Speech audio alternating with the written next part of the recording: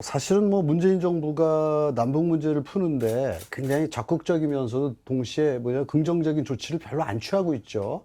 그러니까 우리나라가 역대 합의했던 여러 가지 것들, 7.4 남북 공동성명부터 6.15 선언, 그 다음에 뭐 4.27 선언, 9.19 군사합의라든지 이런 것들을 잘 지키면 돼요.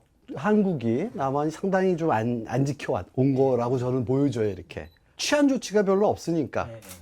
예를 들어 그나마 이제 북한은 뭐냐면은 뭐 풍계리를 이렇게 해체한다든지 또는 뭐 이렇게 이 미국인들을 송환한다든지 이런 하나의 가시적인 조치를 조금 취하잖아요. 근데 이쪽에는 사실은 뭐 별로 취한 게 별로 없는 걸로 보여져요.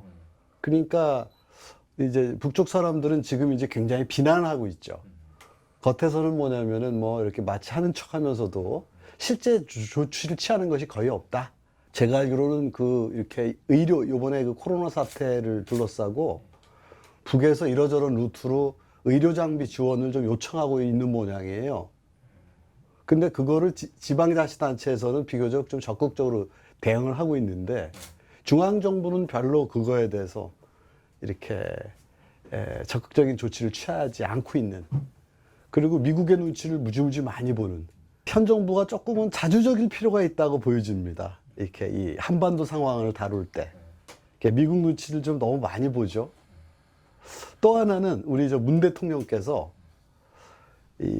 지난 김대중 대통령이나 노무현 대통령보다 남북 문제에 대해서 별로 전향적이지 않은 것 같습니다.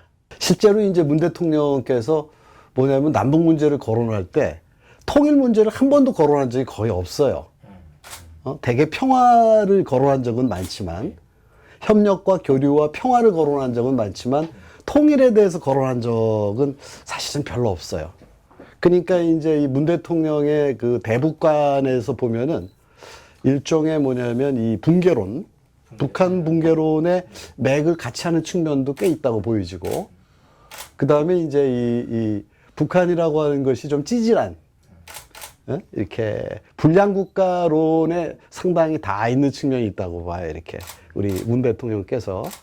그래서 어떤 정책을 이렇게 쭉쭉쭉쭉 밀고 가기보다는 이렇게 멈칫멈칫하는, 그리고 또 미국 사람들의 눈치를 아주 많이 보고 있는, 실제로 유엔 제재 항목에 해당하지 않는 교류 항목도 많이 있거든요. 그런 부분이라도 이렇게 추진하면 좋을 것 같은데 그런 것 같지 않습니다. 청와대나 민주당이나 핵심적인 사람들이 한반도 문제를 좀 역사적인 관점에서 또는 좀 미래지향적 관점에서 조금 전향적으로 볼 필요가 있지 않을까? 이 여러 가지 선언이라든지 말은 이제 이렇게 남북 화해라든지 이런 것들 얘기는 하고는 있지만 행동은 별로 이렇게 되고 있지는 않은 것 같습니다. 그런 것이 저는 지금 문재인 정부 남은 기간 동안도 계속 이어지지 않을까? 국제사회 대북 정책도 역시 별다른 조짐이 없죠. 국제사회 대북 정책이라고 하는 거는 결국 유엔의 제재죠. 이제 유엔 안보리에서도 조금 균열이 지금 이제 그간 많이 보여왔죠. 러시아와 중국은 조금 다른 태도를 취하기 시작하고 있고, 이런 것들이 이제 우리 한반도를 둘러싼 하나의 이제 정황인데, 결국 아마 남북의 화해 내지는 통일을 우리 주변 국가들은 원하는데 아무도 없죠.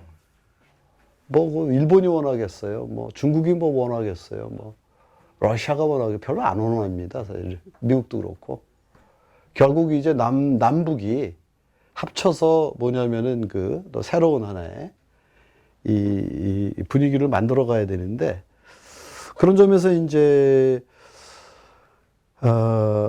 한국 정부가 어떻게 가야 될 거냐, 이런 것들을 좀 많이 생각해야 되는 이런 대목에 온 거죠.